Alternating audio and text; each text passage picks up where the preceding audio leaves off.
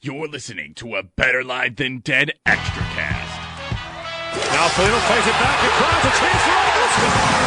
Jack Echols, first National Hockey League goal. Foligno going in. Score!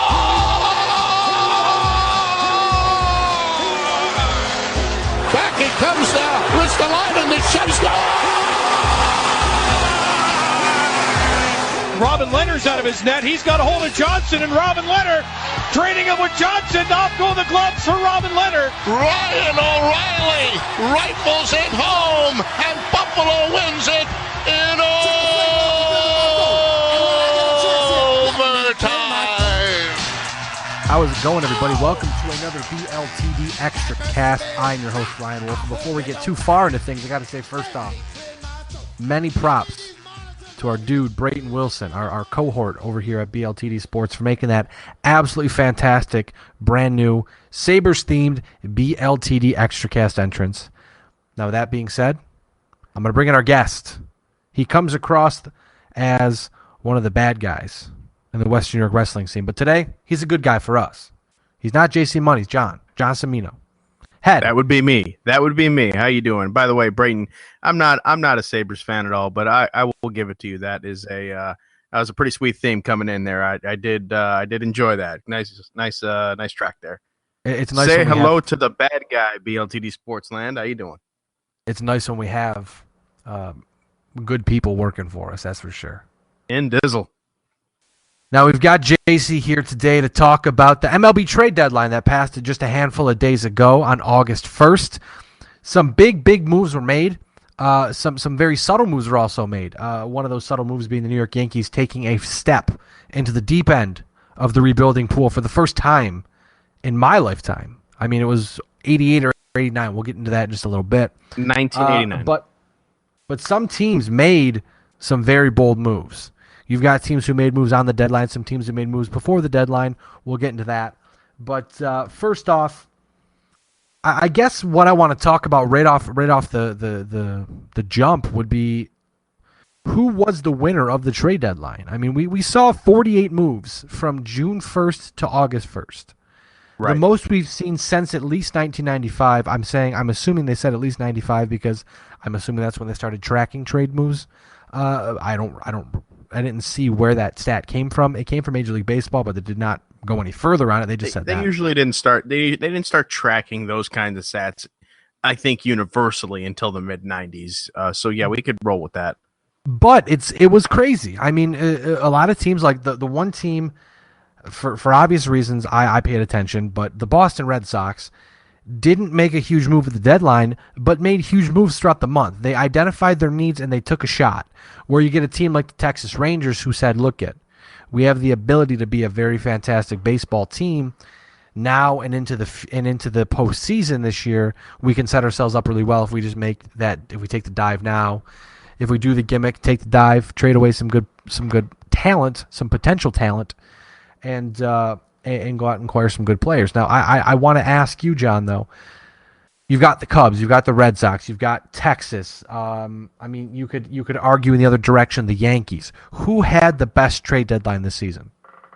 I'm going to say that the teams that I think will benefit the most immediately are the Cleveland Indians and the Chicago Cubs, because of the fact that, and I'm not saying this because of the Yankee ties with Andrew Miller going over to Cleveland and what's his face, Aroldis Chapman going to Chicago to bolster their bullpens. They've been doing great as is. Cleveland's currently 61 as of recording, 61-45 in the season, which is way more than I think anybody gave them credit for.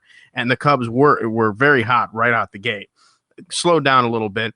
But they picked it back up. They are 7-3 out of their last 10. They've won. They're currently on a 4-game winning streak, 66-41, with a 6.617 win percentage.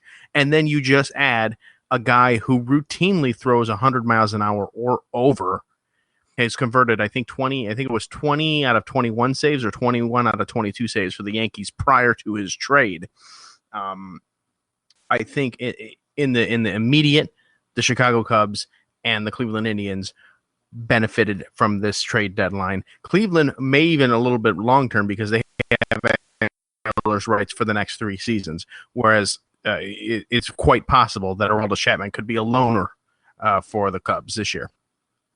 Now, I think with the Cubs, I mean, we must point out, because we are of good people here, Aroldis Chapman is a flaming pile of garbage. We know that. He's been accused of beating his spouse. I don't know if it's his wife or his girlfriend, but he was accused of beating her, holding a loaded gun to her head. So I don't really care much for Aroldis Chapman. I think he's a terrible person. Excuse me. Those are the grudges I hold forever, because that's not cool, man. That's just, I'm not a fan of that. But with a player of Aroldis Chapman's stature, when you put him in that rotation, or not the rotation, I'm sorry, in the back of that bullpen, I don't know what the hell I'm talking about here, obviously. He makes games shorter. He makes your bullpen better, because now you spread this much talent over the bullpen, and now you have that much more talent. So you have a lot more talent in a smaller serving size, I guess is the best way to put it. So it's almost like when you spread, peanut butter on your toast, and you may not have enough to cover, and then you bring a guy in who's another glob of peanut butter, and all of a sudden now it's equal everywhere on that piece of toast. So now there's going to be enough talent in that bullpen where their closer now is the 8th inning guy. Their 8th inning guy is now the 7th inning guy. So essentially at this point, the Cubs are looking to make games 6 innings long. If you don't take the lead by the 6th inning, you're likely not going to be able to get anything against 7th, 8th, 9th, 7th, 8th, and 9th inning relievers. And I think that's kind of what Cleveland tried to do as well. I mean, I don't know if Andrew Miller is going to end up being the closer. I know Cody Allen is doing a decent job in Cleveland. Andrew Miller did say he'll pitch wherever is necessary, wherever they call his name, he'll pitch. And he's always been good for that. I mean, even his days in Boston, Detroit, he'll pitch wherever he's needed. But I think at the end of the day, he's your closer. Cody Allen's probably your setup man, and then you move back from there and you fill in the roles. I don't know if this move makes Cleveland a World Series contender just because of what happened in Texas, but Cleveland should be able, with the lineup that they put out every night, and if Carlos Carrasco is healthy, because I know he's had a little bit of an injury scare recently, he just went to the DL with some elbow issues, but if he's okay, and they can roll out 3 solid starters in any playoff series, they are dangerous, because their pitching has been a difference maker in their run. I mean, at this point, Cleveland is only 3 games up on Detroit. They're 61-45 in the Central, but that's off of a fantastic Detroit run where Detroit's 8-2 at this point in their last 10 games. So Cleveland's kind of skidded around, 5-5 in their last 10, but they are the team to beat in the Central. And barring a crazy catastrophe, I don't see that. I think Cleveland is either going to win the Central or at least get a wild card play-in game. And either way, they're dangerous. They're a very dangerous team. But I think Chicago... I do believe it. Yes, absolutely. I do agree with you there that Cleveland, one way or the other, is going to be playoff bound. The one thing that I would say that would be a advantage for Cleveland in comparison to the Texas team that you mentioned is Texas, they got there, they had the good pitching, and they all kind of, they rode that wave and then they fell at the seams kind of. Terry Francona is the Cleveland Indians manager. Now, I would take him over Ron Washington any day. And not to say that Ron Washington wasn't a good manager, because he was. But Terry Francona is, being from, John, it's Brian Bannister in Texas, not Ron Washington. No, I know. But what I'm saying is the World Series teams, the playoffs teams. Yeah, okay, I got Ron Washington was the manager there, and he didn't really manage very well during those pressure situations. Now, Terry Francona has, had the Boston Red Sox of the 04, 08. He had the city on his shoulders, so to speak, reversing the curse, if you will. So he has that experience. You have to just have a guy who knows how to push the right buttons, like in 2013 with the Boston Red Sox and John Farrell. Do we know how good of a manager John Farrell is? No, because sometimes he makes really terrible choices, and I can attest to that. Hands down. I mean, I think the city of Toronto can attest to that too. Yeah, and he's just there. Sometimes he makes the right choices, and a lot of times he makes the wrong choices. But in 2013, he pushed every button right, and sometimes that's you need more luck than you do talent. And it seems like hence Joe Girardi in 2009. I mean, yeah, it seems he's got he pushed the right buttons that one year, and of course, old man Steinbrenner spent quite a bit, which we're now paying for now as Yankees fans at this point. Which we'll talk about. Yes, yeah. which we can get to. But that being said, Joe Girardi pushed the right buttons that year, and they came out World Series champions first year Yankee Stadium. Since then, what's been going on? He's a good. I think he's a decent manager. I think he's a good manager, but he's got one World Series title to his credit in a game and a sport where repeated World Series championships seem to matter and define the manager. In a city for a franchise where one is not enough. You win one, congratulations, welcome to the club. Now go win five. Exactly. But I think I would have to say just quickly in a nutshell. I mean, San Francisco made some moves, picking up Matt Moore, getting Will Harris, I believe it was from the from the Brewers. They made some good moves there, but I think Texas hands down made the move of the deadline. They lost Prince Fielder to a neck injury, and how did they respond? They went out and... Sorry, I got the wrong name. I want to make sure I have the right name here. It's okay. I'll forgive you. No worries. Hey, while you're looking for that name, let's tell the BLTD sports listeners what my on-screen name is for this Mr. Golden call here. Mr. Golden Taint.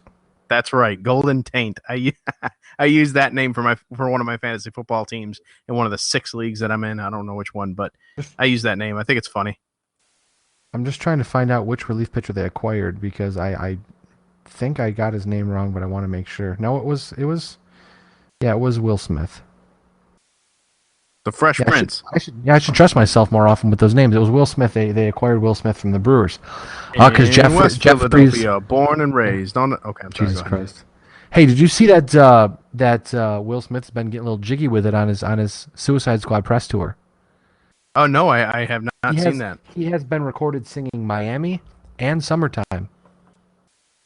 Really? Within the past 2 weeks. That. Oh yeah. Yeah, both of them. Fantastic. Awesome. The one, Summertime, was on the Colbert Show. They went to commercial break and they played Summertime, and he walked over, grabbed a mic, and started singing it. Another one was at a party with everybody, all the Suicide Squad members there, and he went and sang it. I also heard Suicide Squad was horrible, but we can talk about that later on a different podcast. Very good, very good. Gotta get Lewis to watch it. Although I'm sure, what's funny is Dawn and I were talking the other day about we were coming home from Canada. We're just shooting the breeze, and she saw a meme about some Harley Quinn related meme, and she grew up. My brother-in-law, her brother, big into comics. She already knew who Harley Quinn was. I was big into comics. I already knew who Harley Quinn was. Like 85% of the female population out there likely does not know who Harley Quinn was prior to the Suicide Squad movie. So get ready this Halloween, Ryan. You're going to see a shit ton of Harley Quinns out there, and it's not even going to look like the real Harley Quinn from the comics. No, from what I heard, and this is just my quick 2 cents, and we'll get back. The movie played out like one gigantic movie trailer. Harley Quinn's character was fantastic, but it was left a lot to be desired, and that's exactly what I expect from DC movies. Marvel crushes it, DC always fumbles it, and JC always waits until it comes to Redbox. That's always a smart move, my friend. I always go see Marvel movies in theater because I just love it. But anyways, back to baseball real quick. Texas has a 5.5 game lead in the West. Houston has been a dreadful 3-7 in their past 10. They're, like I said, 5.5 games back. I don't think Texas loses that lead. But I'll tell you what, John Daniels has got balls of steel, man, because he went out, he kept his top prospects, but still made some big deals. He went out and got Jonathan Lucroy, who still has term. Also got Jeffries from the Brewers as well, the relief pitcher. And it's crazy to me how they make that move, and they also go out and get Carlos Beltran. So Carlos Beltran's their DH. Lucroy's behind the dish.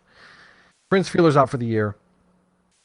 And Texas still looks like they could be, right now, on paper, I'm assuming it's going to be Texas and Cleveland in the ALCS.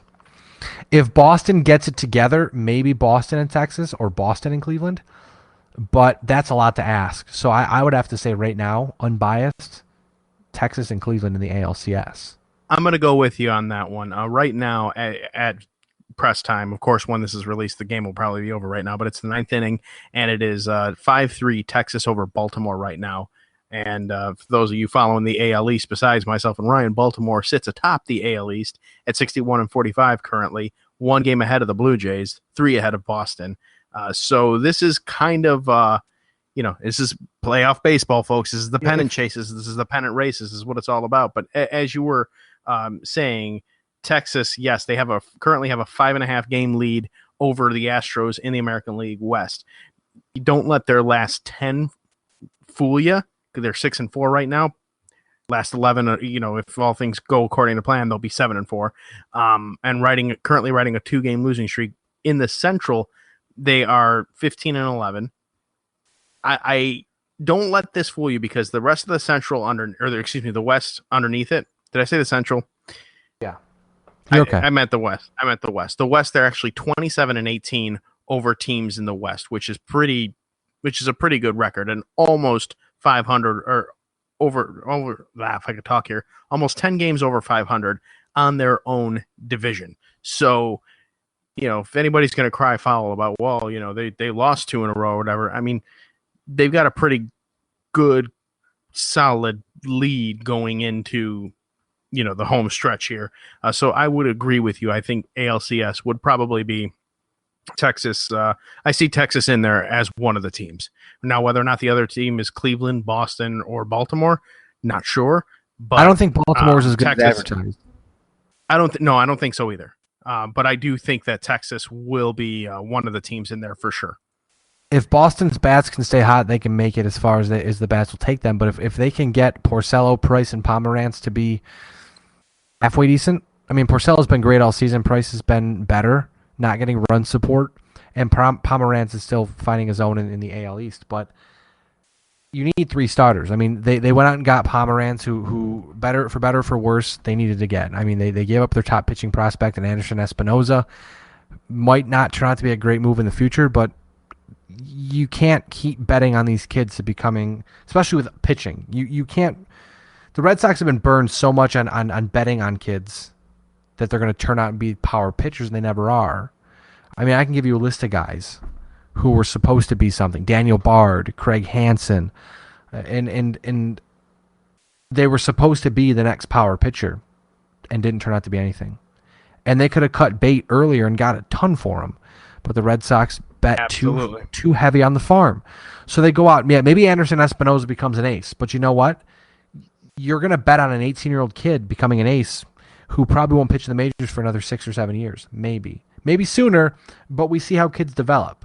23, 24, 25 is when they come up and they start to dominate. And it was a very ballsy move by Dave Dombrowski, who's shown he's a straight shooter. I mean, nothing's changed from Detroit, but they go out, they get Brad Ziegler to fill the role for Craig Kimbrell. Also, they lose Koji Uehara. So now your 7, 8, 9 are Uehara, Ziegler, I should say, and Kimbrell. That sounds pretty good. When they're on, they'll be very good. They'll be very tough to beat. I mean, they've got some middle relief issues. It looks like Clay Buchholz is finding his own in the bullpen slowly but surely. So they went out and picked up Fernando Abad to be a lefty specialist. Obviously, he gave up a home run to Robinson Cano a couple nights ago that crushed the Red Sox and caused them to lose. But again, if you watch that pitch, it was one of those pitches where 9 times out of 10 the guy won't hit it, and the 10th time it will be a home run. So that's just bad luck. But the Red Sox offense, I think, biased, but I'm trying to be as unbiased as possible. I think it's one of the best in baseball. But, I mean, they've got Mookie Betts, who's almost 2020. Bogarts is over 15. Jackie Bradley almost has 20 home runs. David Ortiz almost has 30 home runs. Pedroia is having a fantastic year. Travis Shaw's kind of hanging around. You just got Andrew Benintendi, one of the top prospects in the Red Sox organization, just got called up. I mean, you've got a little bit of a black hole behind the plate, but with Ryan Hannigan and Sandy Leone, it's working out for them. So, I mean, They could go deep if they can get the pitching together. It's August and they're still struggling with it, but maybe they'll figure it out. You mentioned David Ortiz, and I just want to hit you guys up with a couple of things here. All right. First of all, we know this is the David Ortiz going away party, right? He's 40 years old, right? I think he's 40 now, right? He is 40. He's 40. Listen to this. 25 home runs, 87 RBIs, a 400 on-base percentage, 628 percentage slugging. I mean, this is a guy that's retiring this year, and he's putting up those numbers. I mean, you talk about a way to go out. That's Kobe 60 points in his final game going out kind of thing. And you know what? If the Red Sox make the World Series, or if not even the World Series, if the Red Sox make the postseason, I should say, or they win the division, I see no reason why Ortiz shouldn't be the MVP. I don't disagree with you right there, especially considering that all things considering, Boston has been playing from behind in the AL East, to Baltimore and Toronto for the good majority of the season. I don't recall it being all season, but for the good majority of the season. So if Ortiz and his bat can lead Boston to the AL East title and go into the playoffs, no, not just deep, but I mean even just in. He's arguably the MVP because without his bat in there, it's not happening. I don't want to. I want to not miss Hanley Ramirez, who's had a fantastic turnaround season at first base.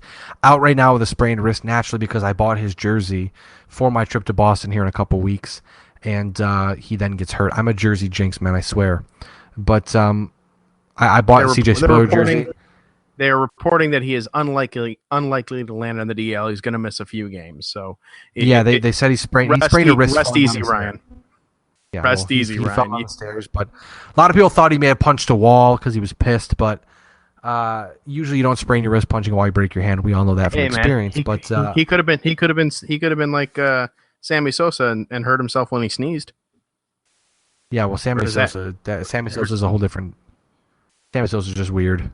Yeah, he's very weird. How did he even turn? How did he turn white after he retired? I don't even know. That's like an X-Files CSI type of thing we got to do. Where are they now? I would say cue the music, but we don't have that. I don't have the soundboard up right now, so I can't do that. Yeah, that would be something. But before we go, I do want to say one more thing. Let's talk about the New York Yankees really quick. The first time in my lifetime, real quick. We can hit it real quick because they had a very good trade deadline. That's okay. The New York Yankees traded away Carlos Beltran. They traded away Ivan Nova. They traded away Aroldis Chapman. They traded away Andrew Miller. There's rumors that they're going to cut Alex Rodriguez before the end of the season. May cut Mark Teixeira as well. They went out and picked up a future starting shortstop, a future starting outfielder, and a potential future closer in multiple deals. The Yankees are selling, no doubt about it. They are rebuilt. They sold. They already. There's no selling. They already sold. They're as rebuilding. Well they should. They are rebuilding for the first time since 1989. Mm-hmm. Do you think Brian Cashman is doing the right thing at this point, or do you think that they may have waited too long? Hands down, absolutely 100% behind Brian Cashman with these moves. The fact is, Brian Cashman has been wanting to do something like this sooner. He's been wanting to do this for the past couple of years, and Yankees management, Yankees brass, specifically Hal Steinbrenner, is no, not Hal. Hal's the good one. Hank. Specifically him. He's kind of taken the role of his father, like wanting to be like his father, so to speak, and just be like, well, win now. We got to do it like this. This is the way Pops would have done it or whatever. Whereas Brian Cashman is trying to think longevity and build another dynasty that will last another 10, 15, 16 straight seasons going to the playoffs like that. I mean, that's what Brian Cashman has been wanting to do for years. So yes, getting rid of this excess dead weight, and the Yankees, and I love the Yankees. I grew up in a Yankee family, and I'm always going to love the Yankees. But the astronomical contracts that they sign for people is just absurd. Absolutely absurd. And it was always the way it was. If you play good enough, you can go to New York and you can get big money. Jason Giambi, they regretted that 7-year deal 2.5 seasons into it when he was popped for roids, and he wasn't really the same ever since. CC Sabathia was good, and so good that they extended him after his opt out after his second or third season, and then by year 4 he kind of started going down. He went down in weight, he went down in production. Year 5 is this, and then last year was going into the playoffs. He admitted himself in for for rehab, which is understandable if you need help, get it. But in the same, they tie these players down for 7, 8, in Teixeira's case, 8 years. 8 years. That's a long time for one position player. And your 162 games plus XYZ amount in the postseason every single year for 6, 7, 8 years. That's going to take a toll. It's going to take a toll on everybody. And it's not like it's not like football where they get 4 or 5 months, a solid 4 or 5 months off before voluntary workouts. The season's done in October. Yeah, they're right back into it late January, early February. So it's not like it's a long grind for these players. So to sign them, every single position player, for 6, 7, 8 year contracts is just ridiculous. And the biggest one of them all, Alex Rodriguez. When the Yankees got him in the trade in 2003 or 4, I think at this point, they inherited Texas's long-term deal that he had signed with them, which took him through, I think at that point in time, I want to say maybe 2009 it would have taken them through. And then with the opt-out in 2007, they extended him another 10 years. Just to highlight how bad it's been for Alex Rodriguez, his last 30 games, 94 at-bats, he's batting 181. Last 15 games, 38 at-bats, 132. Last 7 games, 17 at-bats, he's 1 for 17, batting .59. He hasn't, just looking down the game stats, or the game, trying to scroll down my screen here. My screen is being an a-hole. Okay, so very sporadically playing. In August, had 1 plate appearance. In July, he had 37 plate appearances the whole month. That's coming off of 90 plate appearances in June. So, he's definitely seeing a cut in his playing time. The Yankees say they won't cut him because, well, just frankly, money. The Yankees owe him $21 million next season. So A-Rod may stick around the rest of the season and into next season. But here's my thought process on that. And I try to see it from that perspective where it's like, well, that's from, mind you, that's from the horse's mouth. That's from Brian no. I get it. I totally get where you're coming from with that. But here's the thing. You're paying him $21 million and he's not doing anything. So either way, and maybe it's one of those fears that maybe he's playing terribly, so they're hoping he can get cut, and the Yankees eat the money anyways, and then he goes to Miami or some other team and just has a David Ortiz like final year. Maybe they're hoping for that themselves. I don't know, but the fact is that it has been a waste, especially ever since the whole PED thing where he came out against the lady's name escapes me from SI, but when he, for all intents and purposes, Rafael Palmero'd her, and then it turned out he was wrong with the PED usage, and ever since then it's been his 1 year off, his 1 year suspension because of that, and it's just been a. Just be glad, Ryan, that you as a Red Sox fan and that you Red Sox fans out there did not acquire him in that trade like you were supposed to. Just be glad you didn't get him. That would have been something. I actually listened to a podcast today actually talking about that where A-Rod went to Boston and Manny went to Texas. It'd have been bananas, man. But it's wrong of the Yankees, I think, to keep him hanging around because, do what you want. A bad idea is a bad idea either way, but this is a bad idea either way, I should say. A-Rod is, I don't think, an effective player anymore. The steroids and the PEDs have really torn him down, and maybe he's an effective role player for someone, but he's not retiring. At least until the end of next season, because he's owed $21 million. There's no way he walks away from $21 million. I think he's got a good baseball mind. Because the guy knows how to be like a good he might be like Barry Bonds. And maybe where Barry walked away and then came back after a couple of years and was like, I'll teach baseball to people. Maybe that's what A-Rod can do. Maybe that's what he is doing. I guess he's got to be doing something. If he's not playing, maybe he's helping out the younger people or something like that. Yes, he could be very much doing that as well. But it seems like something A-Rod would do. Oh, I'm sure he's done it. Hell, I've done it. Or kissing Jesus Christ. Or kissing himself in the mirror, because we know he does that. But we had to bring it back. We got too serious there for a second. We had to bring it back down to the. Well, we start talking about the Yankees and we start talking about Alex Rodriguez, and then my blood boils because I really didn't want them to trade for him anyways, and then they got him. You won a World Series with him, but you won a World Series with him. Right? Yeah, I did. But you know what? Boston also won 3 without him. So in that time frame, I mean, you said it. You said it, not me, my friend. Well, I've been saying it for years. I've got a gigantic grin on my face as I respond to your query there. I have been saying that since you were Pistol Pete. That's a shoot right there, man. That's a shoot, brother. Bang, bang. Real quick. Putting you on the spot before we close this bad boy up. Give me 2 teams in the National League, 2 teams in the American League. Who faces off in each championship series? And then who wins the World Series? At this point in time, I'm going to say Texas, Cleveland in the AL, and Chicago, and it's that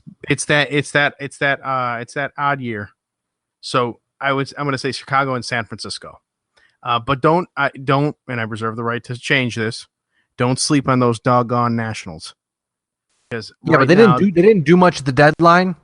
But if they can get some stuff to roll their way, I mean, they're already likely going to win the East.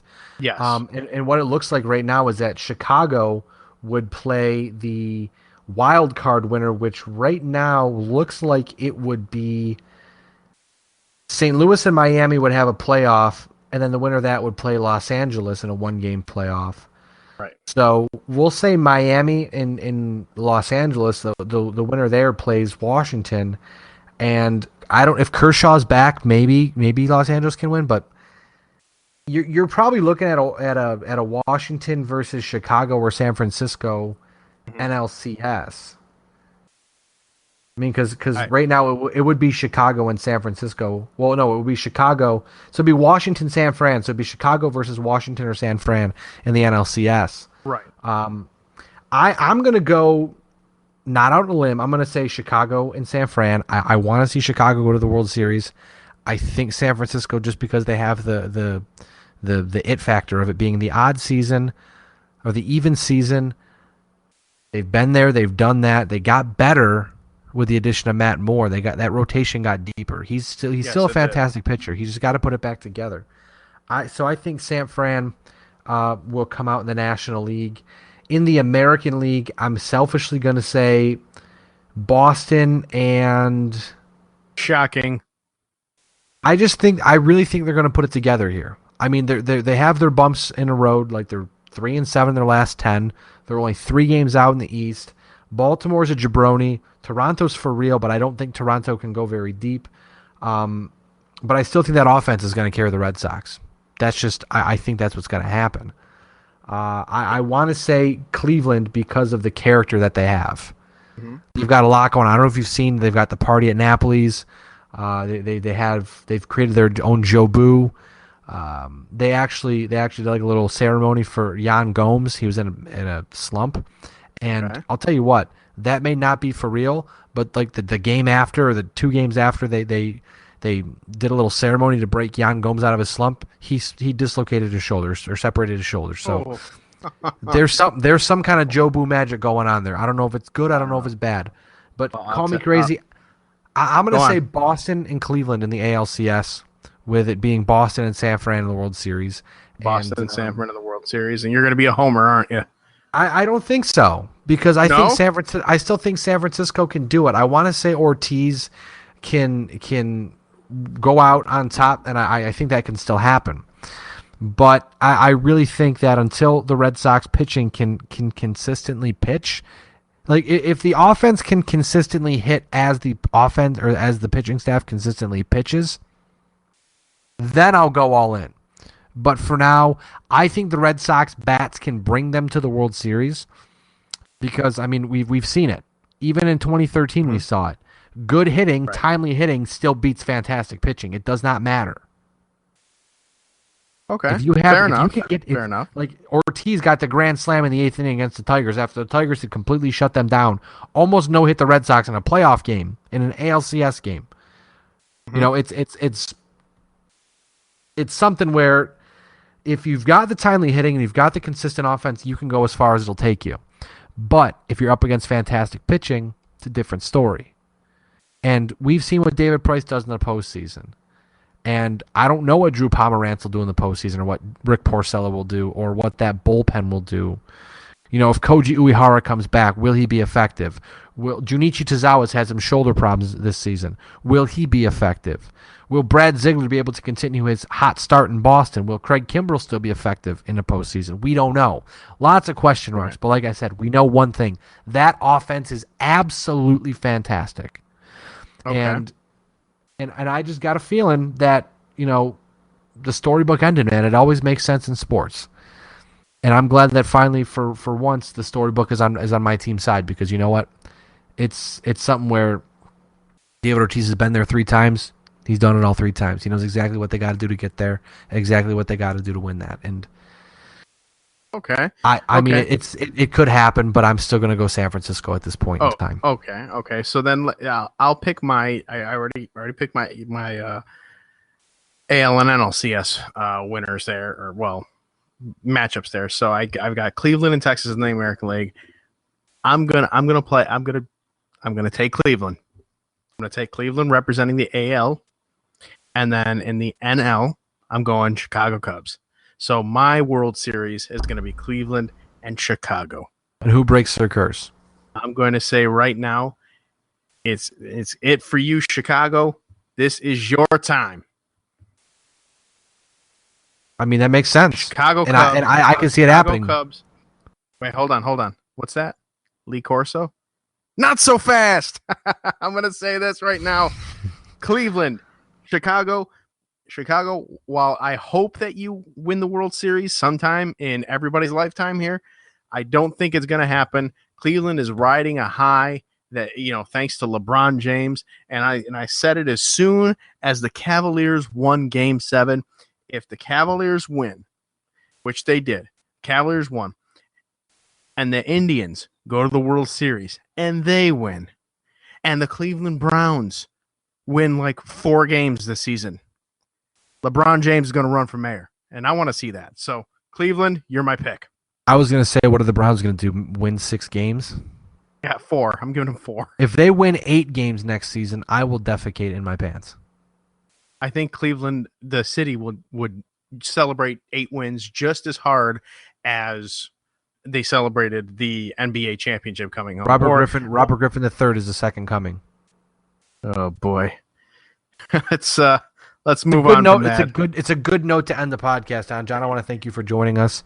You can tune into Talking Wrestling, Get Ready America over GearNetwork.com. You can follow him on Twitter at the JC Money. I am at Wolfe BLTD on Twitter. And hey, wait, can I give one more plug here for something? Absolutely. ProWrestlingTees.com/TheJCMoney. You can get a Get Ready America t-shirt on there. You can get a Super Money t-shirt. That's my wrestling logo. It's the 2.0 though. It's the one that Eric recently designed for me. But more is going to be uploaded there. The classic vintage Super Money logo. A couple of other items are going to go up there as well. So yes, ProWrestlingTees.com/TheJCMoney. Buy a shirt or 2 or 3. And that cut out real quick, so I will throw the other plug back out. Eric Wolfe or Eric Aminon of IndyCard Media designed that T-shirt for you. He did. He designed the logos on both of the ones that you could see there, but also all the BLTD T-shirts. On a number of the BLTD T-shirts, a number of the logos on the Gear Network itself. I mean, hey, he's a jabroni though. He's a jabroni, man. I was gonna go to the Red Wings game today with him. He's like, I can't go, man. I don't want to go. I say, you're not the real. You're not the real. Not the real. But anyways, I'll save the Iron Sheik impersonations for Talking Wrestling. I won't bother you with them here. I appreciate that. Although they're fantastic.